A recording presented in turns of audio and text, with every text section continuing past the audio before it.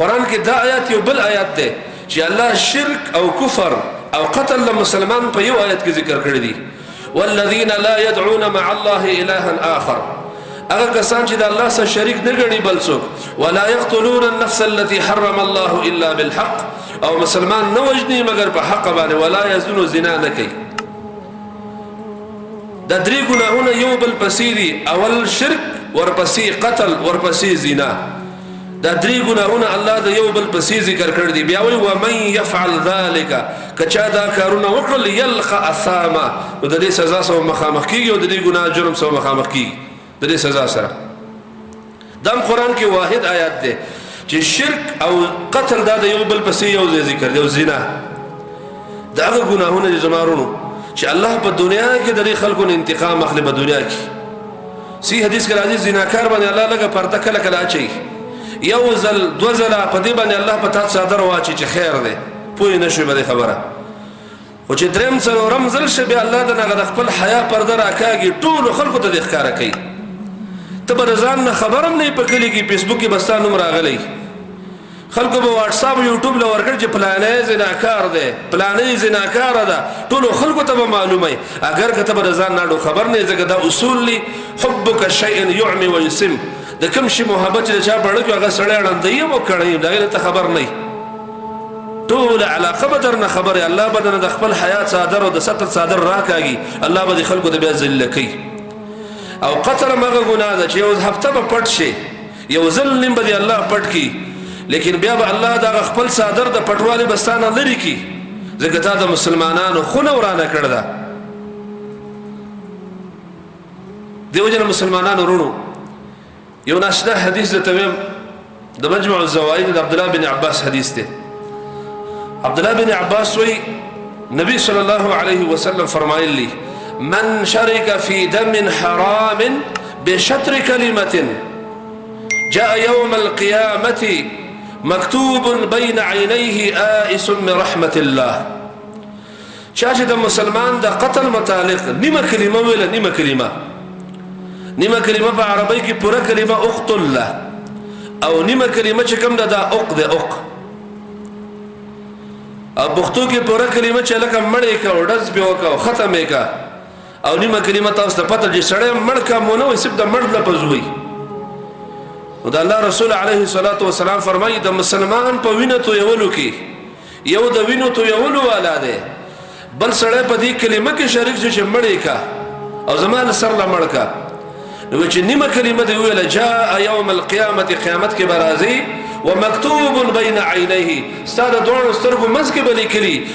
اسم من رحمت الله دا سړی د الله د رحمت نه امید سړی دی په دنیا کې د الله د رحمت نه امید سړی دی چې کوم سړی د مسلمان باره کې د وخت الله په استعمال کړي نیمه کلمه چې استعمال کړه الله د قیامت کې په نا امید خلکو کې را پاسه چې دا نا امید د الله د رحمت او په تندیمه د بورډ لګولې بورډ ټول خلک بتا د حشر په میدان کې به ټول خلک ته ګوري دا ذلیل سره هغه دی چې په مسلمانانو باندې کلاشن چلول دا هغه ذلیل سره دی هغه دنیا خزر مسلمانانو کړنی دنیا مسلمانان یتیمان دنیا بډاګان د بچو اخلاص هغه زمکم پاتې شو هغه وطنم پاتې شو هغه کوټم پاتې شو هغه علاقم پاتې شو یو عجيبه حديث رسول الله صلى الله عليه وسلم برفرمایله من قتل مؤمنا فاعتبت بقتله مسلمان دې قتل کوي په دې قتل له خوشحالي وکړه برید دې بتا وکړل چې خمه وکړه دشمن می ګټلې ده زبکه می وګټله د دې خلکو دغه حل له دا د دینه بغیر نه سمېدل په دې خوشحالي وکړه تا خوشحالي وکړه خاندان دې په خوشاله شه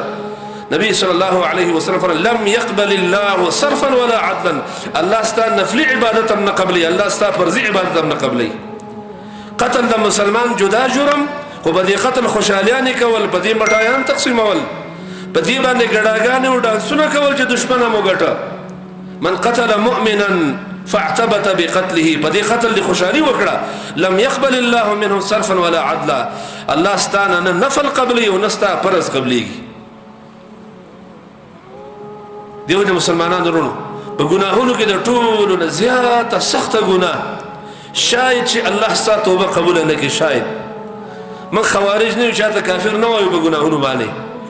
خو د دې نصوص نه داسې معلومیږي د قرآن او د حدیث د پهوا نه داسې معلومیږي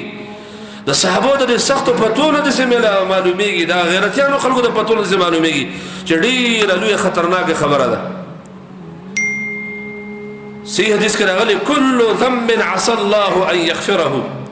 هر ګناه کېدی شي الله وغواړي چې معاف دي کېدی شي. کل ذنب عسى الله ان یغفره، شاید چې الله رب العالمین نه معاف کړي الا من مات مشرکا او قتل مؤمنا، مگر هغه سړی چې هغه مرګ په داسې حال کې راغی چې مشرک او د شرک په حال کې مر راغی او یا مسلمان قتل شو، نو دا سړی الله نه بخي. دا محمد صلی الله علیه وسلم فرمایلی کل ذنب عسى الله ان یغفره، هر ګناه کېدی شي الله ته معاف کړي. او که مسلمان دی قتل کو د شرک او د کفر په حال کې مړ شوی نو الله دې نه معاف کړي. دا سخته فتوا ده، دا فتوا محمد صلی الله علیه وسلم ورکړه ده. الله په توفیق سره ټول خبرو حواله ويم د الله په توفیق باندې، کتاب مسلم د الله په توفیق حواله ويم. خو دې مختصر درس کې دا ټول خبرې نه راجمع کیږي، نو بیا که څوک بیا ډېری حواله غواړي لیکل غواړي، موږ دا موضوع لیکل به دې هفته کې د نزان سره د ډېرو کتابونو مراجمه کړ د ځان سره د دې نحوست